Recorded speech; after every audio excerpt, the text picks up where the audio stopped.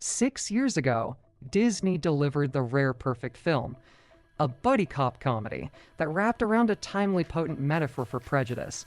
Zootopia felt like a miracle.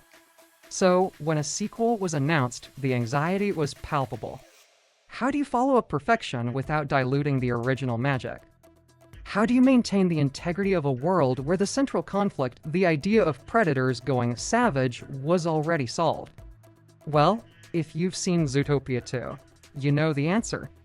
You don't just follow up perfection. You deepen it. You don't just solve the original problem. You reveal the problem was always bigger. Zootopia 2 doesn't just retread the path of the first film. This sequel is not only an incredibly executed adventure, but a more resonant, complex, and mature piece of cinematic social commentary. My thesis is simple. Zootopia 2 is better than the first film. It succeeds by shifting the focus from the failures of individual prejudice to the insidious poison of systemic, generational oppression. And in doing so, it forces our heroes, Judy Hopps and Nick Wilde, to confront a fundamental lie built into the very foundation of their perfect city. The film begins by shattering the cozy ending of the original. Judy and Nick are official Zootopia Police Department partners, but their relationship is volatile. Their attempt to stop a smuggling ring goes awry, leading to a disastrous chase that literally ends with the destruction of a statue dedicated to Zootopia's founder, Ebenezer Linksley.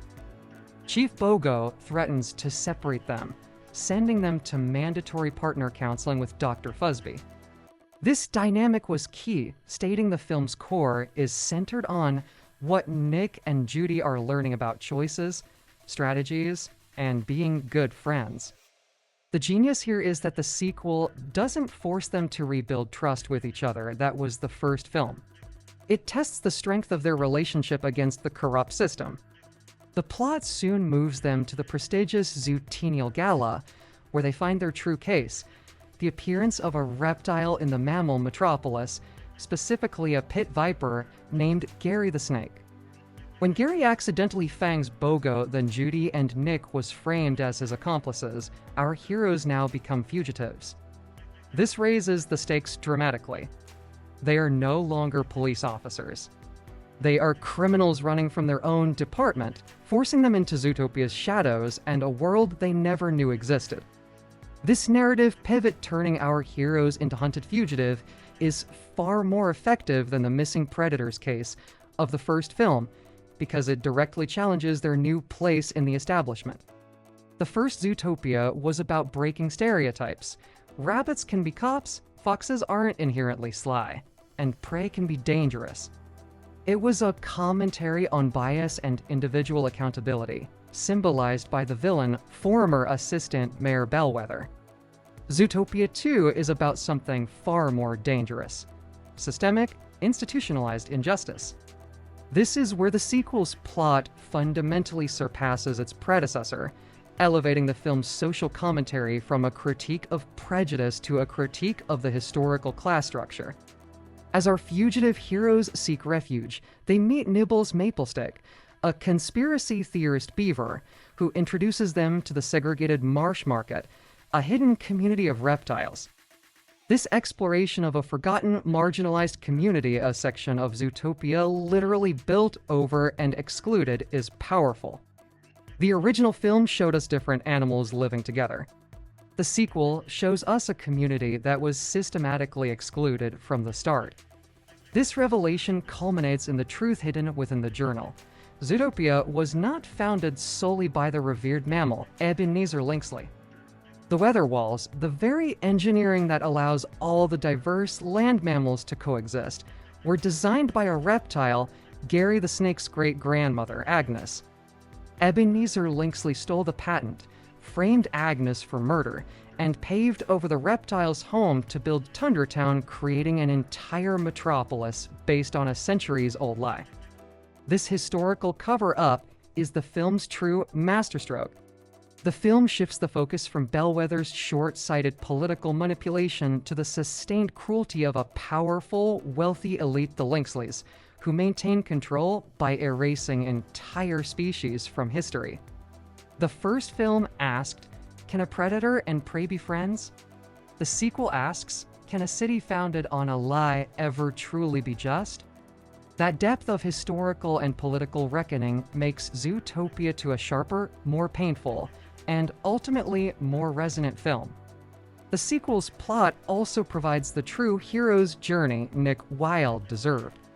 While Nick's arc in the first film was about proving his own self-worth and becoming a partner, the sequel challenges his core belief, his dedication to self-preservation. Remember Dr. Fuzzby's diagnosis. Nick hides his self-consciousness behind humor. When the chips are down and they are both fugitives, Nick initially wants to flee Zootopia entirely. But Judy, poised to save Gary's family and uncover the truth, urges him to stay. The climax is a brilliant test of their bond. Pobbert, the awkward Linksley son who is seemingly helping Judy and Gary, turns traitor. Pobbert is arguably the best part of the new plot. He's not driven by ideology like Bellwether, but by family pride and a desperate need for acceptance, a far more relatable and insidious form of complicity. He's the seemingly nice guy who accepts the broken system because it benefits him. Pobbert betrays them by injecting Judy with snake venom and tossing Gary, a cold-blooded reptile, into the unforgiving snow, knowing the cold will immobilize him. Judy is poisoned. Gary is frozen. The fate of Zootopia rests on Nick. This is Nick's true shining moment. He escapes prison and rushes to the weather walls. He confronts Pobbert not with a scheme, but with a visceral, protective fury, fighting for the antivenom pen. He throws the pen to Gary, trusting the Viper, who then saves Judy. The first film had Judy save Nick from being drugged savage. This film flips the script and has Nick risk everything to save both Judy and the character who represents the new oppressed class. This plot development is key. Nick moves past his passive self-consciousness, and in doing so, earns his full place as a hero. His emotional arc is complete. He is not just the cunning fox, but a truly selfless protector. Beyond the thematic brilliance, the plot demands a radical expansion of the Zootopia world, satisfying the visual demands praised by other high-rated critics. Co-director Jared Bush promised to show us parts of the city we've never visited before, and the plot delivers. We see the desert dunes, the coastal setting for water mammals, and the alpine like mountain. These aren't just scenic backdrops. They are crucial to the plot's architecture. The chase sequence involving the water-filled tubes is a visual marvel, but it's fundamentally driven by Gary's aquatic escape route. The frigid mountain lodge isn't just a place to hide. It's the environment where Judy finds the historical evidence of reptile coexistence, and conversely, it's the place that nearly kills Gary, leveraging the biological reality of cold-blooded animals into a genuine life or death threat. The plot of Zootopia 2 makes the world building an inherent part of the conflict. The city's geography is a weapon, with Tundra Town literally built over a historical crime scene. The new environments aren't window dressing. They are battlegrounds in the fight for historical truth. The visual dazzling noted by critics is, for once, in service of the deepest themes of the narrative. Zootopia 2 succeeds where many sequels fail.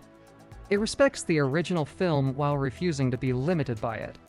It uses the foundation of Nick and Judy's friendship not as a goal to be achieved, but as the sturdy vehicle required for a far more dangerous journey. By moving the antagonist from a lone, disgruntled prey animal to the powerful, entrenched, generational corruption of the Linksley family, the story graduates from a clever fable about personal bias to a powerful treatise on systemic oppression.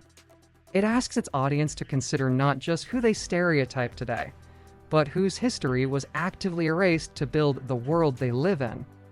It gives Nick a heroic culmination of his emotional arc, gives the animation team a reason to dramatically expand one of the best animated worlds ever created, and fundamentally strengthens the core relationship. for tackling a complex history of systemic injustice with nuance, for giving its characters meaningful growth under pressure, and for refusing to pull punches on the idea that the perfect city was always built on a lie. Zootopia 2 is a richer, more powerful, and ultimately, a better film than the original. Thank you for staying with me this long. Subscribe for more, and I will see you again soon.